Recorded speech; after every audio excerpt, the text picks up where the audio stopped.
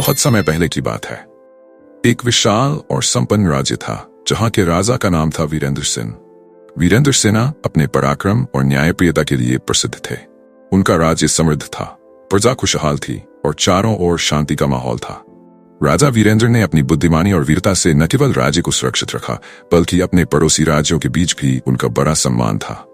राजा वीरेंद्र की एक पत्नी थी जिनका नाम रानी सुरेखा था। रानी सुरेखा रूपवती और चतुराई में अद्वितीय थीं। उनका सौंदर्य पूरे राज्य में चर्चा का विषय था, लेकिन उनकी चालाकी और कुशलता भी किसी से छुपी नहीं थी। राजा वीरेंद्र को अपने राज्य से गहरा प्रेम था और वे रानी सुरेखा से भी बहुत प्रेम करते थे। उन्हें विश्वास था कि रानी भी उसी प्रकार उनसे प्रेम करती है और हमेशा उनके साथ खड़ी रहेंगी। लेकिन यह कहानी जितनी साधारण लगती है, उतनी ही उलझी हुई थी। रानी सुरेखा का दिल केवल राजा के लिए ही नहीं धड़कता था। महल के भीतर रानी का एक गुप्त प्रेमी था जिसका नाम राजकुमार आर्यन था। आर्यन पड़ोसी राज्य के राजा का बेटा था और अपने पिता के कहने पर वीरेंद्र के राज्य में रहकर जासूसी कर रहा था। राजा वीरेंद्र को इसका बिल्कुल अंदाजा नहीं था कि रानी सुरेखा और आर्यन के बीच गुप्त रूप से प्रेम संबंध चल रहा था। रानी सुरेखा और आर्यन गुप्त रूप से महल के बागीचे में मिलते थे।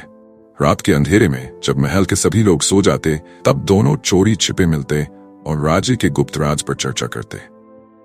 रानी सुरेखा आर्यन के प्रेम में इतनी अंधी हो चुकी थीं कि उन्होंने राज्य की सुरक्षा से जुड़ी कई महत्वपूर्ण बातें भी उसे बता दी थीं। उनके मन में किसी भी तरह का अपराध बोध नहीं था, बल्कि उन्हें लगता था कि उनका यह प्रेम उनके जीवन का सबसे महत्वपूर्ण हिस्सा है। एक रात की बात है जब रानी सुरेखा और आर्यन बागीचे में एकांत में बैठे थे, तभी वहां से एक महल का सेवक गुजरा। उसने दोनों को साथ में देख लिया और उसकी आंखें फटी की फटी रह गईं। सेवक को समझ में नहीं आ रहा था कि वह क्या करे। वह जल्दबाजी में वहां से निकल गया और सीधे राजा वीरेंद्र के पास पहुंचा। राजा वीरेंद्र उस समय अपने कक्ष में अकेले बैठे हुए थे। सेवक ने हिम्मत जुटाकर राजा से कहा, महाराज, मुझे आपसे एक बहुत ही गंभीर बात कहनी है। राजा ने सेवक के चेहरे पर घबराहट देखी और गंभीर होकर बोले, क्या बात है?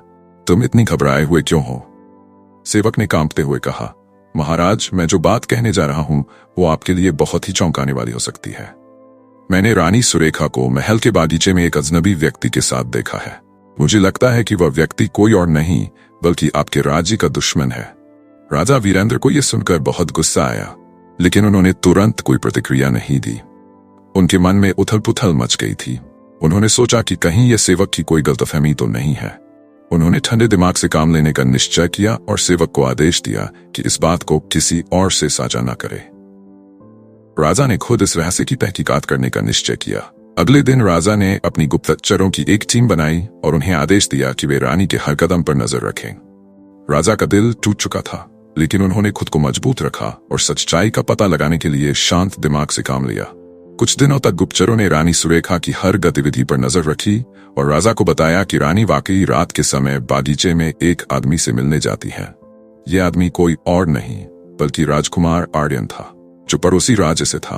गुप्तचरों ने यह भी बताया कि रानी ने उसे राज्य से जुड़ी कई गुप्त बातें भी बताई है। राजा वीरेंद्र को अब यकीन हो गया कि रानी सुरेखा उनके साथ धोखा कर रही है। उनका मन दुख और क्रोध से भर गया, लेकिन उन्होंने फिर भी खुद को संयमित रखा। उन्होंने सोचा कि अगर वे रानी पर सीधे सवाल उठाएंगे तो हो सकता है कि वह सच्चाई को छिपा ले। इसलिए राजा ने एक योजना बनाई। राजा ने एक खास दरबार बुलाने का आदेश दिया, जिसमें उन्होंने सभी मंत्रियों और सेनापतियों को उपस्थित होने का आदेश दिया। रानी सुरेखा को भी विशेष रूप से आमंत्रित किया गया। दरबार में राजा ने घोषणा की, हमारे राज्य की सुरक्षा के लिए हमें कुछ कड़े कदम उठाने की आवश्यकता है। मुझे सूचना मिली है कि हमारे राज्य के भीतर ही कोई दुश्मन है जो हमारी गुप्त बातों को बाहर पहुंचा रहा है। ऐसे में हमें यह जानने की जरूरत है कि यह दुश्मन कौन है। राजा की बात सुनकर रानी सुरेखा थोड़ी घबरा गई, लेकिन उन्होंने अपने चेहरे पर कोई शिकन नहीं आने दी। उन्होंने सोचा कि राजा को उनके और आर्यन के बारे में कुछ भी पता नहीं है, इसलिए उन्होंने बड़े आत्मविश्वास से राजा की बातों का समर्थन किया। राजा ने फिर एक नई योजना बनाई। उन्होंने दरबार में ये घोषणा की कि वे पड़ोसी राज्य के राजा के साथ एक विशेष संधि करना चाहते हैं। उन्होंने कहा कि यह संधि दोनों राज्यों के बीच शांति बनाएगी और दुश्मनों से रक्षा करेगी। रानी सुरेखा को राजा की यह योजना थोड़ी अजीब लगी, लेकिन उन्होंने कुछ नहीं कहा।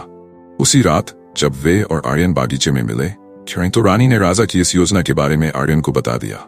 उन्हें नहीं पता था कि राजा के गुप्तचर उन पर नजर रख रहे हैं और उनके हर शब्द को सुन रहे हैं। अगली सुबह राजा के पास गुप्तचरों की रिपोर्ट पहुंची, जिसमें सारी बातें स्पष्ट हो चुकी थीं। राजा का दिल टूट चुका था, लेकिन अब उन्होंने ठान लिया था कि इस धोखे का सामना करेंगे और रानी को इस विश्वासघात की सजा देंगे। राजा वीरेंद्र ने एक और योजना बनाई। उन्होंने गुप्त रूप से अपनी सेना को तैयार किया और सीमा पर भेजने का नाटक किया। इसके साथ ही उन्होंने एक नकली संदेश भी फैला दिया कि राज्य असुरक्षित है और राजा खुद दूसरे राज्य में महत्वपूर्ण संधि के लिए जाने वाले हैं। ये संदेश गुप्तचरों के माध्यम से रानी तक भी पहुंच गया, जिन्होंने इसे बिना सोचे समझे आर्यन को बता दिया। आर्यन ने सोचा कि ये राज्य पर हमला करने का सबसे अच्छा मौका है। उसने अपने पिता से सेना मंगवाई और रात के समय महल पर हमला करने का निश्चय किया। लेकिन उसे नहीं पता था कि राजा वीरेंद्र उसकी योजना के हर कदम पर नजर रखे हुए है। रात होते ही आर्यन और उसकी सेना महल की ओर बढ़ी। जैसे ही वे महल के द्वार तक पहुंचे, राजा वीरेंद्र और उनकी सेना ने उन्हें चारों ओर से घेर लिया। आर्यन और उसकी सेना को समझ में आ गया कि वे एक बड़ी साजिश के शिकार हो चुके हैं। राजा वीरेंद्र ने अपनी योजना के अनुसार उन्हें घेर लिया और उन पर हमला कर दिया। आर्यन और उसकी सेना ने हार मान ली। उन्हें बंदी बना लिया गया और राजा वीरेंद्र ने खुद आर्यन से सामना किया। राजा ने कहा, तुमने मेरे राज्य के साथ विश्वासघात किया और रानी सुरेखा को बहकाया। तुम्हारा दंड मृत्यु है, लेकिन मैं तुम्हें एक अवसर देता हूं सच्चाई बताने का। आर्यन ने स्वीकार किया कि उसने राज्य पर कब्जा करने के लिए रानी को अपने प्रेम में फंसाया था। उसकी योजना थी कि रानी की मदद से वह राज्य की गुप्त जानकारियां हासिल करेगा और अपने राज्य को मजबूत करेगा। रानी सुरेखा को सबके सामने लाया गया। वे शर्मिंदा थीं और उन्होंने राजा से माफी मांगी, लेकिन राजा ने कहा, रानी, तुमने मेरे साथ ही नहीं, पूरे राज्य के साथ विश्वासघात किया है। इसका दंड तो मिलना ही चाहिए। राजा ने रानी सुरेखा को राज्य से निष्कासित करने का आदेश दिया। इस तरह राजा वीरेंद्र ने अपने राज्य और अपनी प्रतिष्ठा को बचाया। उन्होंने ये साबित कर दिया कि सत्य और न्याय की शक्ति के सामने कोई भी छल या कपट टिक नहीं सकता। राजा वीरेंद्र ने रानी सुरेखा को राज्य से निष्कासित कर दिया। रानी के लिए यह स्थिति अत्यंत कठिन थी। उन्होंने अपने कार्यों पर पछतावा किया, लेकिन अब उनका कोई स्थान नहीं था। राज्य के बाहर जाने के बाद वह अकेले और असहाय महसूस करने लगी। उन्होंने सोचा कि उनके धोखे ने न केवल राजा को दुखी किया है, बल्कि पूरे राज्य को भी संकट में डाल दिया है। राजा वीरेंद्र ने अब अपनी पूरी शक्ति और ध्यान राज्य को संभालने में लगा दिया। उन्होंने अपनी सेना को मजबूत किया और प्रजा की भलाई के लिए कई सुधारों की घोषणा की। वह ये सुनिश्चित करना चाहते थे कि उनकी प्रजा फिर से सुरक्षित और खुशहाल जीवन जी सके। राजा ने अपने गुप्तचरों को यह आदेश दिया कि वे राज्य के बाहर भी नजर रखें, ताकि कोई भी दुश्मन इस मौके का लाभ न उठा सके। उधर रानी सुरेखा ने अपने जीवन को फिर से संवारने की ठानी। उन्होंने सोचा कि अब उन्हें अपने कार्यों का प्रायश्चित करना होगा। रानी ने एक छोटे से गांव में जाकर रहने का निश्चय किया। वहां उन्होंने अपनी चतुराई और समझदारी से गांव वालों के बीच अपनी पहचान बनाई और उनकी मदद करने लगी। धीरे धीरे लोग उन्हें मानने लगे और उनके प्रति आदर महसूस करने लगे। वहीं राजा वीरेंद्र ने धीरे धीरे रानी के साथ हुए धोखे को भुला दिया और अपनी शक्ति को और अधिक बढ़ाने का प्रयास किया। उन्होंने पड़ोसी राज्यों के साथ संबंध मजबूत करने के लिए कई शांति संधियों पर हस्ताक्षर किए। राजा ने अपनी सेना को हर स्थिति के लिए तैयार किया, ताकि भविष्य में किसी भी तरह की चुनौती का सामना किया जा सके। एक दिन राजा वीरेंद्र ने सुना कि उनके राज्य में एक कुशल और बुद्धिमान महिला ने किसानों की समस्याओं को हल किया है। उन्होंने सोचा कि यह महिला शायद अपने ज्ञान और समझ से राज्य की भलाई में योगदान दे सकती है। राजा ने अपने मंत्रियों को आदेश दिया कि वे उस महिला का पता लगाएं और उसे महल में आमंत्रित करें। वहीं रानी सुरेखा को यह भी पता चला कि राजा वीरेंद्र उन्हें खोज रहे हैं। उन्होंने सोचा कि यह एक अवसर हो सकता है। यदि वह राजा से मिलती है तो वह अपनी गलती स्वीकार कर सकती है और अपने कार्यों का प्रायश्चित कर सकती है।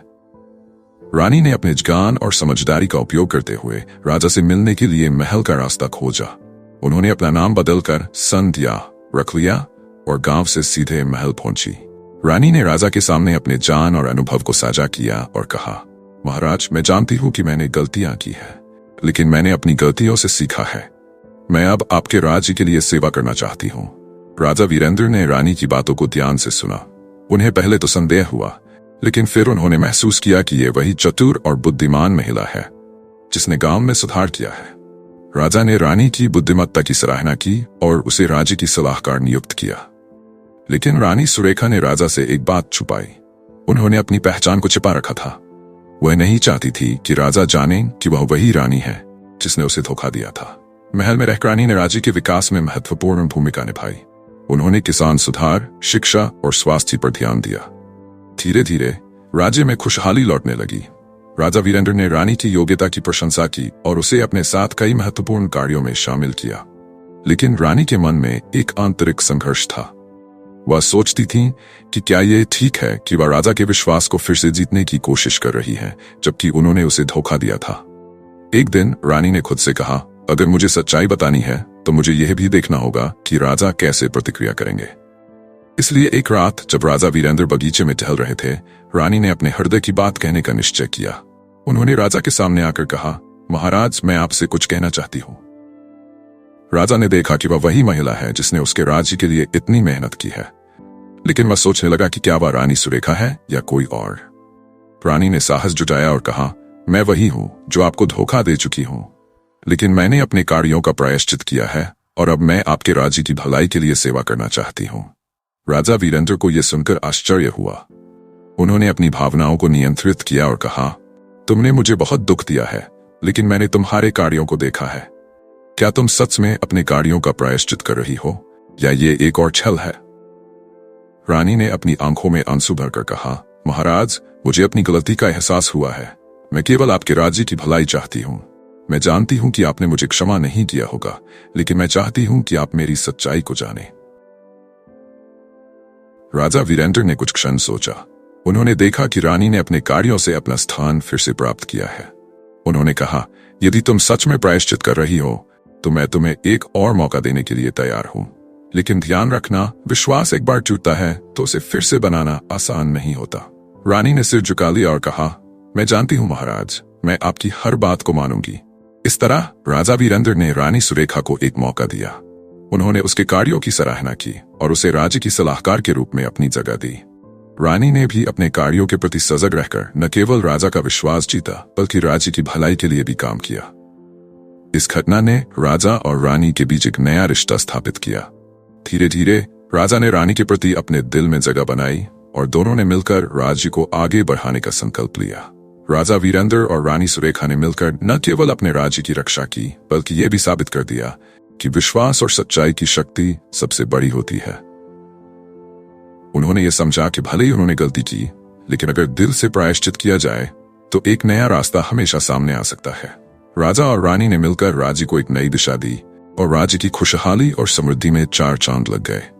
वे एक दूसरे के लिए प्रेरणा बन गए और आगे बढ़ते रहे।